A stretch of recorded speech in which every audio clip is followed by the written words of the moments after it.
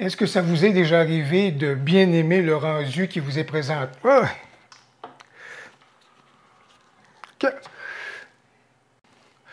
On reprend tout ça, puis mon Dieu que j'aime bien la courroie Peak Design, ça s'enlève facilement et je retrouve toute ma marge de manœuvre. Alors, je vous disais, j'aime bien ça, j'aime bien le rendu, j'aime bien les couleurs, j'aime bien le contraste que me présente mon boîtier. Mais lorsque j'importe cette photo-ci, et c'est un format RAW, bien évidemment, je retrouve toutes les caractéristiques du format RAW. C'est mou, c'est mollasson, ça n'a pas de précision. Il faut que je travaille à reconstruire la photo, donc comme je l'avais à l'arrière de mon boîtier. Comment est-ce que je peux procéder? Quelle est la méthode la plus efficace pour retrouver ce rendu-là que j'aime bien? Voilà donc ce qu'on examine aujourd'hui. Si c'est votre première visite sur cette chaîne, bonjour, mon nom est Louis Lavoie, je suis l'auteur du blog et de la chaîne fairedelaBellePhoto.com. C'est une chaîne qui s'applique à partager avec vous des trucs, des conseils, des astuces de même que des découvertes afin que vous puissiez progresser dans le domaine de la photo. Si vous aimez des vidéos comme celle-ci, n'hésitez donc pas à cliquer sur j'aime, n'hésitez surtout pas à vous abonner. Je vois que vous vous intéressez à la retouche photo, bien ça tombe bien, j'ai justement plusieurs vidéos sur le sujet. Ça nous arrive de tomber dans le mille directement. On aime bien la photo qu'on vient de prendre et surtout lorsqu'on la regarde sur notre écran arrière ou dans notre viseur, bon, on apprécie beaucoup le rendu, les coloris, le contraste, ce qu'on voit là et ça nous plaît énormément. Par contre, déception, lorsqu'on télécharge le fichier RAW, bien, on s'aperçoit bien sûr qu'on a perdu tous les rendus qui nous plaisaient et on doit donc tenter de les reconstruire. Ça peut sembler être un défi si on le fait de façon approximative, mais j'ai une démarche à vous suggérer, une démarche qui est un peu, je vous dirais, stratégique et organisée pour récupérer justement les éléments que vous avez beaucoup appréciés lorsque vous avez pris votre photo. Alors, comment procéder pour essayer de retrouver dans le traitement de notre format RAW, le rendu qu'on a bien apprécié dans l'arrière de notre caméra. Alors, je vais vous présenter donc la photo que je vais utiliser à ce moment-là pour regarder le tout. Alors, vous voyez que ce que j'aime bien là-dedans, comme c'est là, c'est la belle chaleur, je vous dirais. Je remarque les beaux coloris qu'on retrouve dans cette photo-là. Les contrastes également, comme vous pouvez le constater. Alors ça, j'aime, et de même que les tonalités. Alors, il y a quelque chose de très intéressant.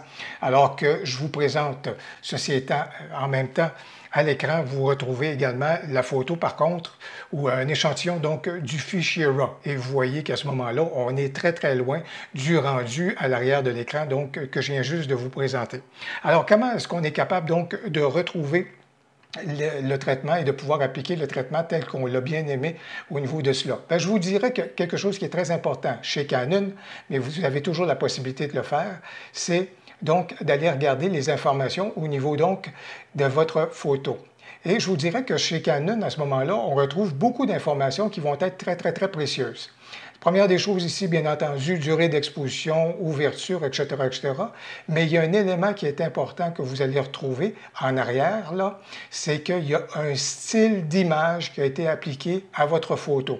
Même si ce style-là n'est pas conservé dans votre format RAW, bien, ce style d'image-là est venu, si vous voulez, s'appliquer au rendu de votre photo que le boîtier vous a présenté. L'autre élément qu'on est capable de retrouver également, je vous dirais, c'est le fait que dans ce cas ici, on peut lire que on a été en mode auto au niveau donc de la balance de blanc. Il y a donc quelque chose à vérifier de ce côté-là. Et si je continue de décliner les informations que j'ai à l'arrière du boîtier, je vous rappelle que j'ai un EOS-R ici, dans ce cas ici, bien, ça vient me dire que mon style d'image, quelle était l'ampleur ou l'intensité de la netteté de différentes informations qui ont constitué donc mon style d'image. Et c'est la même chose, et de ce côté-ci, au niveau du contraste ou encore de la teinte ou encore de la saturation, bien, toutes les valeurs sont donc à zéro là, de ce côté-là.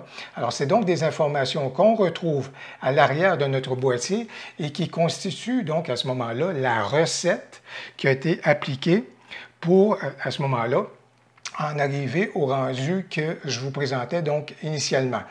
Alors, avec ces informations-là que je viens juste de mémoriser à ce moment-là, le style d'image qui a été appliqué, de même qu'au niveau de la balance de blanc, on va donc voir dans Lightroom si on est capable de reconstituer rapidement le rendu qu'on aimait bien.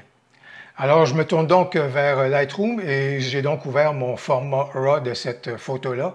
Et la première des choses qu'on va faire, vous vous souvenez, je vais donc corriger tout de suite l'objectif avec le profil donc d'objectifs qu'on retrouve donc dans Lightroom. Alors voilà donc un ajustement qui a été fait. Et la première chose que je vais faire, puisque j'ai vu que le profil d'image qui avait été appliqué est un profil d'image donc de Canon, et c'était le profil standard, je vais donc aller chercher celui-ci. Vous voyez tous les profils qu'on a comme c'est là, vous voyez déjà leur impact sur la photo si j'en sélectionne ou si j'en privilégie un ou l'autre. Mais dans ce cas ici, je vais donc appliquer le format standard et regardez tout de suite, je viens donc de retrouver les coloris donc, et la belle couleur et surtout la chaleur qu'on retrouvait donc au niveau donc, de la photo à ce moment-là. Voilà donc quelque chose qui s'en va déjà dans la bonne direction. Deuxième élément que je vais faire, je vais tout de suite m'assurer d'avoir une balance de blanc qui était donc, dans le registre au moment où j'ai donc pris la photo et vous voyez que c'est intéressant et on est allé chercher de belles teintes là, de ce point de vue-là. Donc, si je regarde par rapport à ce que la photo était à l'origine, donc avec mon format RAW, regardez comment la peau, elle est relativement neutre, tout ça, et c'était certainement pas le cas avec le rendu que j'avais. Mais vous voyez déjà qu'avec le style d'image, il y a une belle lueur qui s'est appliquée donc à ma photo. Les couleurs ressortent un tout petit peu plus, je vous dirais, donc c'est déjà intéressant. Je vais donc revenir à ma photo.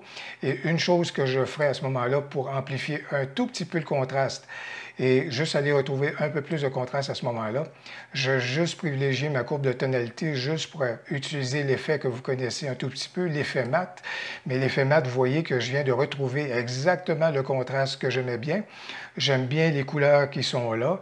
Et si jamais le rouge est un peu trop prononcé à votre goût, bien entendu, on peut aller donc dans les couleurs ou dans le panneau de teinte saturation luminance pour corriger le tout.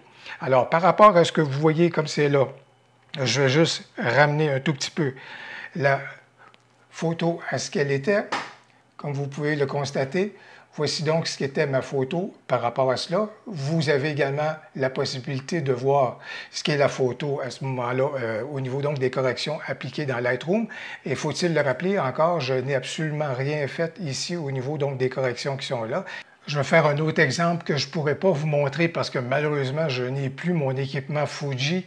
Mais pour ce qui est des photos prises avec mon équipement Fuji, je me souviens à chaque fois le coup de cœur que j'avais lorsque je regardais les photos justement à l'arrière de ma caméra. C'était magique. J'adore les coloris, j'adore les couleurs, j'adore la chaleur qui se dégage des photos de Fuji. Et c'est pourquoi l'importance des fameux profils d'images qu'on connaît de Fuji qui sont réputés à part de ça. Alors, si je vous présente donc cette photo-ci, c'est donc une photo qui a été prise avec l'équipement Fuji que j'avais donc à l'époque. Je vais donc activer juste ici la correction de profil, elle était intégrée. Et donc, justement, dans mon panneau de base, je vais aller chercher le fameux profil que j'aimais bien utiliser et vous devinez que c'est le profil qui était Velvia, éclatant, juste ici. Alors, si j'applique ce dernier, vous voyez qu'à ce moment-là, le rendu que ça vient donc de conférer à ma photo, voilà qui est très intéressant. Je vais juste m'appliquer à ce que le profil de correction soit là, s'applique également au niveau donc de ma correction d'image. Et ce que je vais également faire, qui est l'autre élément qui est très important, c'est au niveau donc de la balance de blanc. Pour m'assurer que la balance de blanc est donc la bonne, je vais donc profiter de la pipette. Je vais aller trouver un point de repère donc au niveau d'un gris le plus neutre possible dans ma photo. Je vais donc appliquer cela ici et vous voyez donc que je viens de retrouver les belles couleurs, les beaux coloris et également les beaux contrastes que j'avais donc pris à ce moment-là avec mon appareil. Alors, le rôle des profils d'image dans le rendu qui nous est présenté donc à l'arrière de notre caméra est donc très important. Et lorsqu'on a recours au profil d'image dans notre traitement de photo, on parvient donc à retrouver ce beau rendu qu'on a bien aimé.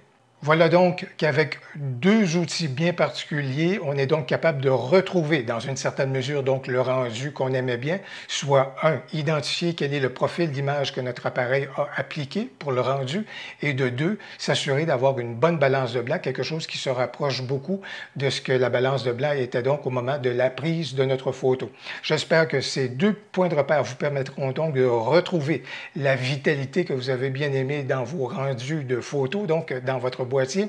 Si vous avez aimé la vidéo, n'hésitez donc pas à cliquer sur j'aime et surtout, n'hésitez pas à commenter. J'ai bien hâte de vous lire. Au plaisir, à la prochaine.